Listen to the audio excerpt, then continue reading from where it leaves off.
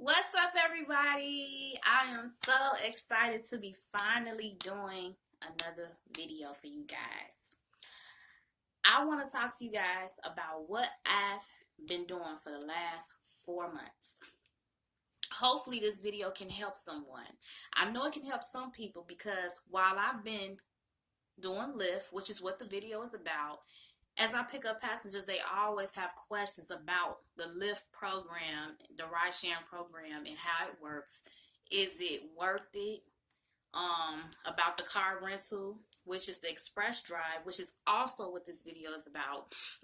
Is it worth it with the amount that you have to pay each week and the benefits and all that other stuff? So we're going to get right into that. Okay, so for the last 4 months, I've been driving for Lyft, as I stated, and I got started through a cousin that was doing it, and it was working out for him. I started in November, and I have a car, but I didn't want to put all that wear and tear on my car, and my car already has a lot of miles on it, so I wanted to go ahead and rent a vehicle through Lyft and just put the wear and tear on that car. And then, you know what I'm saying, they give you a nice car. They gave me a 2016 Hyundai Sonata. I don't have any pictures, but it was really nice. Touchscreen, dashboard, it talked to you, sing to you, all that good stuff. The customers, the passengers always complimented me on this car. It handled well on the expressway, everything. But the price of the car was $235 every week. Now, the pros and cons.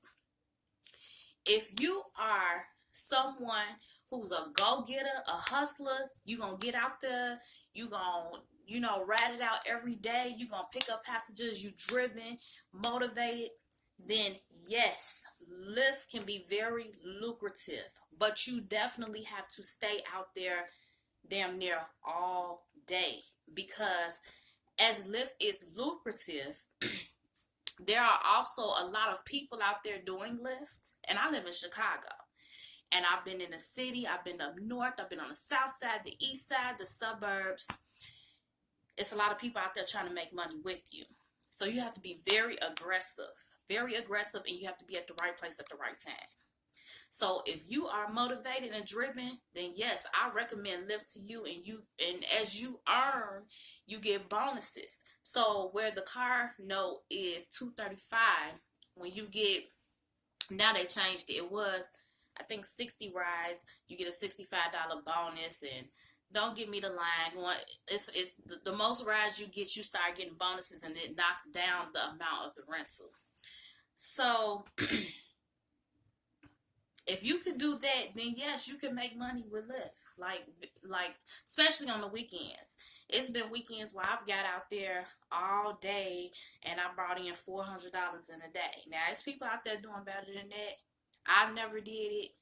Oh, and New Year's Eve is the biggest day for Lyft. Like, I literally had somebody in my car for 3 minutes and they paid $35. Like, literally. New Year's Eve, if you do Lyft, get out there on New Year's Eve. No matter what, get out there. I think on New Year's Eve, I made about $500, and I wasn't even out there all night because I wanted to bring in the new year with my children. So I went out from about 12:45 until about maybe 3:50, and I made about $500. So New Year's Eve is very lucrative, but that's just one day. So we talked about the pros. Now the cons. If you are a mother, a single mother, and you're looking to make extra money and rent this vehicle, I think you should reconsider. Why? My plan was to get the car and work while my kids is in school. Again, that's my MO. I like to work while my kids is in school so that I can, number one, take them to school, and number two, I'll be able to bring them home and spend all day with my kids. Like, I never want to miss a beat. So my daughter has to be at school by 8:00. o'clock, and my son has to be there by 8:20. So by that time, everything is sold up. It's gone. Like, everybody's at work already. Everybody's situated. So it is dry from 8 to about, I want to say about 12:31. Now, I live in the suburbs. I live in the south suburbs, and I'm about, I want to say 35 minutes outside of the city. So I have to stop my day most definitely about 1:30 to be able to get to my daughter. They get out of school at 2:30. Why? Why do I stop an hour early when it takes me 30 minutes to get to her? Because you'll get a ride at the last minute for someone that needs to go all the way to O'Hare Airport, and you'll be stuck. And it's 40 minutes there, 40 minutes back, or more, going all the way to the suburbs now. So yes, I have to literally stop my day at about 1 or 1:30 just to make sure I'm getting back to the suburbs in time to get her. And then once I get her, she's 6 years old, so ain't no leaving, and I'm not finna have nobody watch my daughter while I'm out lifting all night. And then as a woman, you don't want to be out all night. I've done it plenty of nights. It's very dangerous. I've seen so much doing lift. So many crime scenes, so many accidents on the expressways, shootings on the expressways, bodies on the expressways. I've seen so much doing lift. If you've never seen what goes on in Chicago, and you look at the news and you confused because you like, well, I never see this. That's how I was before I started lifting. I'm in the suburbs. There's nothing really going on in the suburbs. Yeah, we have a little crime. That's everywhere. But all the stuff that goes on in the news about Chicago, I just was like, this stuff got to be made up. I don't never hear nothing. I don't never see nothing. But being out there at 1, 2, 3 in the morning, you seeing fights at Maxwell's, fights at White Castles, people getting shot, all kind of stuff. It's very dangerous for a woman to be out late. But then again, there are women out there that's partying that are overjoyed to see my face in the middle of the night because they don't want some man taking them home, even if they do say they're a Lyft driver. They'd rather see me. So there's a reason why I go out late. Plus, when you're doing Lyft, all the money is in the middle of the night. All them parties, clubs, booty calls. I pick up a lot of females that's leaving their man's house and they need a ride home. And they be getting up in the car, all with their hair messed up stuff. Yeah, I'll take them home too. Okay? I don't care. That's the money. You make more money after hours with Lyft. And I'm sure with Uber too. So, now my experience, the first month was cool. I was getting the car note out the way. I was making a little money. Putting gas in, I still had some left over. It never really was worth it though, because I would say every week I was probably making $150, and that's what I had left over after I paid that car note, which is totally not worth it, especially when you have to put gas in the car. So every week, 150. So for me, I didn't make no money. It was a total waste of time for me. Now, if I was making that money in my car, in my own car, I could have made that in a weekend. 300 every weekend. Yes, I could do that because Lyft is not touching my money. All that money is going in my pocket, and I'm not paying for a vehicle that's damn near $1,000 a month. So I just gave them their car back. Let me tell y'all what happened. Okay, I got the car. So around February 16th, corporate, Hertz is the rental company that Lyft works with. And they began to harass me, saying, oh, you need to bring our car back because Lyft did not renew a contract with you. And I'm like, why? I'm working like everybody else and I'm paying my note and everything like that. What are y'all talking about? Never told me what was going on. Never said I owed anything, and I just Lyft didn't renew their contract. So I reached out to Lyft. to the location where I got the vehicle from. And they, oh no, don't worry about it. Your car is due back March 2nd. You're good. Just bring it in March 2nd. You can either return it or renew it. So I'm driving, I'm lifting. They deactivate my account. So I can't make no money. And then now I go to start my own vehicle up and it's dead because I've been driving the Lyft car and I ain't started my car up in 3 months. So I'm like, okay, I can't bring y'all car back because I need it. So, I was prepared to give it back that Friday.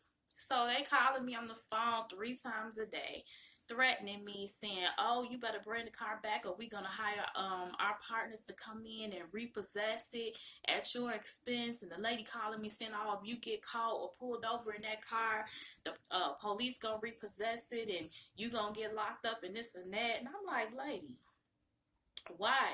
I said, because y'all say I owe on this car from February 16th. Okay, so today is February 28th. Now y'all been taking y'all payments out of my account. Y'all still been taking y'all payments for this car, so it's paid for. So what is your reason of telling me this? It's you guys act like I'm not paying for the car. So I get to Lyft, which was March 2nd, and after reaching out to them and they telling me I'm fine, I get down there and they say, oh, well, you failed to complete 20 rides the week of February 16th. How was that when it said I got 25 in the system? Oh, I don't know what happened. Okay, bitch, y'all gonna reimburse me for my $150 that I paid all week from Monday to Friday for this car because y'all deactivated my account so I couldn't drive to make any money to pay for this. So basically, you have to pay a $250 deposit to get the car, and they snatched my whole deposit for the car. So I'm in there cussing everybody. I think I cussed out everybody outside that day, and which was a couple of days ago. I got into it with everybody in there. Everybody. So I'm in the process of filing a complaint and I'm going to send it to corporate and I'm going to see if I can get my money back because I did indeed do 25 rides. You have to do 20 rides a week to keep your vehicle. And something happened in the system. I think the problem is when you do lines is when you do one ride and you picking up multiple people in the car at the same time. So they work a little differently than picking up separate stops that count as one ride. Then you complete that ride, and you pick up another one that's completed. No, with a line, every person you pick up is considered a ride. But when you look in your dashboard, they don't count it in there. So in my dashboard, it might have said that I only did 18, but naturally I did 25, and that's what they need to clarify. So, and then another thing they did was the first month, I forgot this, the first month that I started with Lyft, they disabled my account to do a background check, which I had just did a background check to even get approved to drive for Lyft 2 weeks prior. So why I have this rental, you guys have disabled my account so I can't make any money, can't do any rides, for you guys to do a background check, and it can take anywhere from 3 to 7 days to complete. Just a mess. The location that I dealt with for the city of Chicago, very unprofessional, very ghetto. The cars are filthy. The third car that I had was very filthy. The seats was nasty. They don't make those people clean those seats and stuff when they return those cars. So my experience with Lyft was, I didn't like it. I am going to continue to do Lyft, but when I did get a more updated vehicle, I would do it in my own personal vehicle for whatever reason, not solely, because when I was doing it, I wasn't hardly doing any other work anywhere else. I work for myself, but it's on my own time.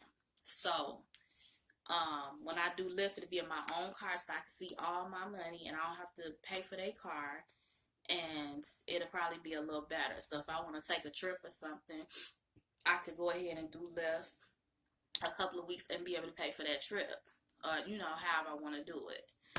So, I'll probably put out another video talking about bonuses and streaks and prime time and stuff like that. If you guys request it, if you have any questions, please comment below and I'll answer them the best way I can. Other than that, I hope that I gave you enough information to make an educated decision on whether you want to drive for the Lyft Express Drive program. Just really, this video is real and I'm coming to you from a place of experience. Okay, I live in Chicago again, where there's a lot of people. It's one of the busiest cities, and I didn't think it was worth it. That's my take on it. Okay, you guys, I'll see you next time. Bye.